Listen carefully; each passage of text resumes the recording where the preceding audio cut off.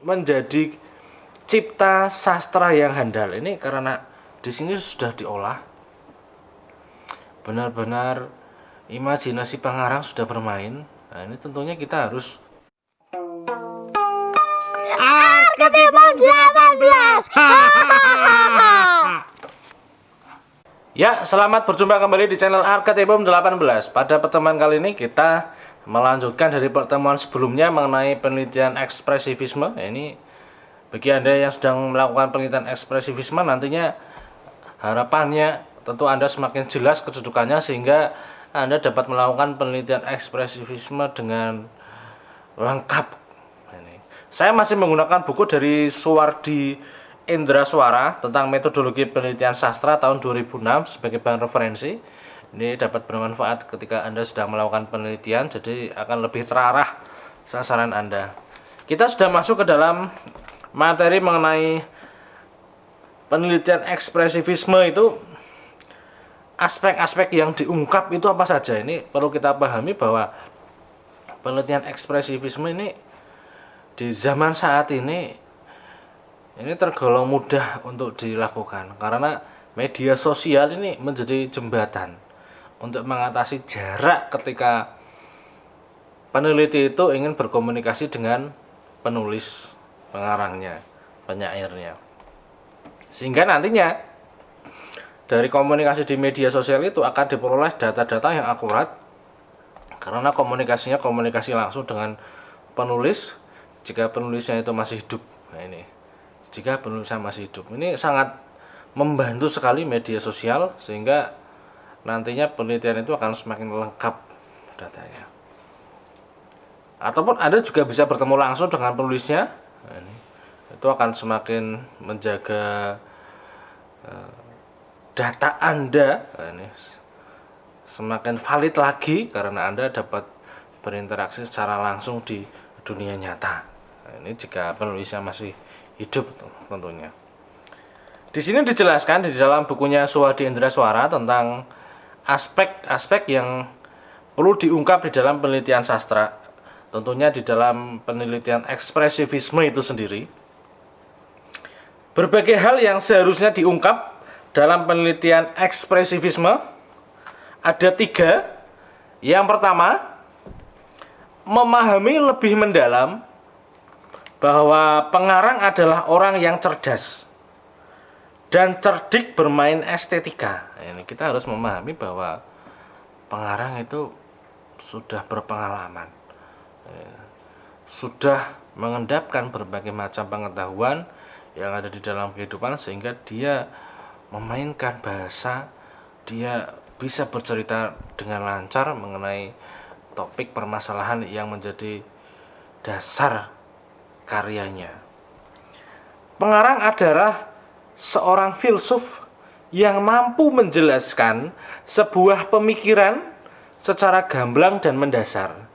Dia orang yang semestinya mampu menerjemahkan kehidupan menjadi cipta sastra yang handal. Ini karena di sini sudah diolah benar-benar imajinasi pengarang sudah bermain. Nah, ini tentunya kita harus melihat kedudukan pengarang karena dia bisa memberikan warna baru di dalam kehidupan sehingga ketika pembaca membaca karya sastra dia memiliki solusi yang ditawarkan. Nah, ini tentunya dia akan semakin kaya pengetahuan. Nah, ini sangat penting untuk dipahami bahwa aspek-aspek yang perlu diungkap kedudukannya seperti itu.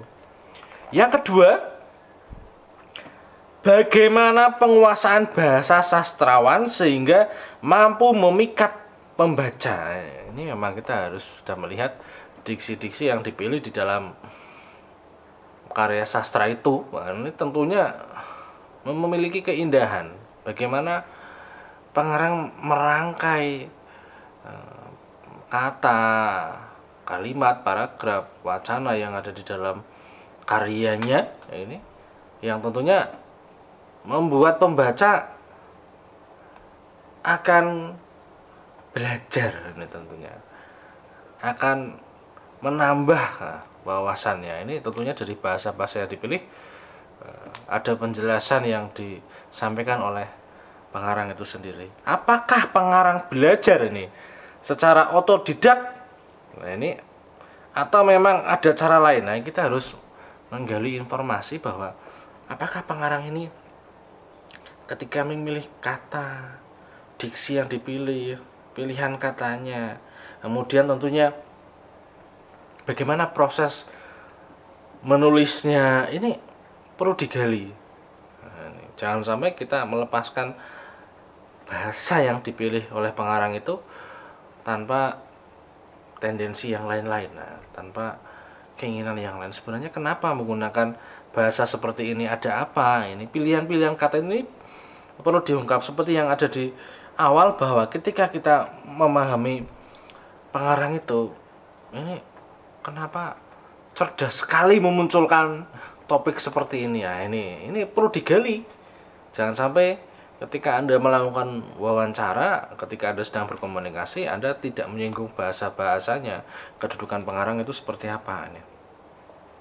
Dalam hal ini peneliti perlu memahami seberapa jauh pengarang mampu menghidupkan kata-kata mati. Ini kata-kata mati ini, kata-kata mati ini tentunya itu yang tidak lagi digunakan di dalam bahasa sehari-hari, kemudian dipilih akhirnya di dalam bahasa-bahasa yang ada di dalam karyanya ini menjadi hidup.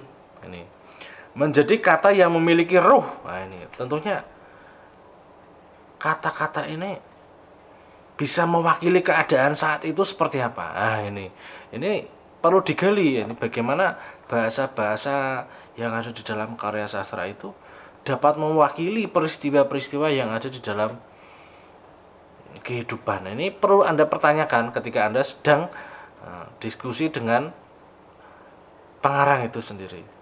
Kebebasan pengarang mencipta kata, meramu kata, dan mempermainkan bahasa akan mendukung tingkat kreativitas mereka. Ini bagaimana proses menyatukan bahasa, bagaimana bahasa itu bisa menjelaskan kedudukan masalah-masalah di dalam kehidupan yang ada di zaman saat kemunculan sastra itu, dirangkai menjadi bahasa yang jelas, mudah dipahami, dan tentunya memberikan wawasan kepada pembaca. Ini prosesnya seperti apa? Ini perlu ditanyakan sampai mendalam agar nantinya Anda dapat melakukan analisis dengan jelas kedudukannya.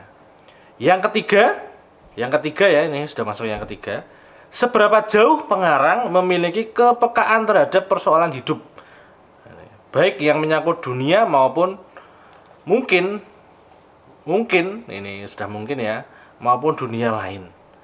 Dari ini akan lahir wawasan kemanusiaan yang luar biasa dari seorang pengarang yang benar-benar ekspresif. Nah, ini bagaimana pengarang menangkap gejala-gejala, fenomena-fenomena yang ada di dalam kehidupan, yang ada di dalam karya sastranya itu seperti apa. Ini unsur kepekaan inilah yang ketika pengarang merasa penting untuk menuliskan karyanya, ada sisi-sisi kritis. Pengarang menemukan ide gagasannya itu prosesnya seperti apa. Ini merupakan proses kehidupan yang sudah mengendap lama, sehingga ketika sudah di dalam puncaknya, pengarang akhirnya memutuskan untuk menuliskan karya sastra itu. Nah, ini 3 hal yang perlu Anda pertanyakan ketika Anda mengungkap penelitian ekspresivisme dalam diri pengarang itu sendiri, kemudian penguasaan bahasa, kemudian seberapa peka kepekaannya pengarang terhadap masalah-masalah yang ada di dalam karya sastra itu sendiri. Itu tadi penjelasan saya dari 3 hal yang harus diungkap mengenai penelitian ekspresivisme. Semoga penelitian ekspresivisme yang sedang Anda lakukan ini semakin jelas kedudukannya, dan Anda semakin lengkap dalam menggali informasi mengenai pengarang itu sendiri. Sampai berjumpa di channel Arketipum 18 selanjutnya. Salam budaya. Arketipum 18.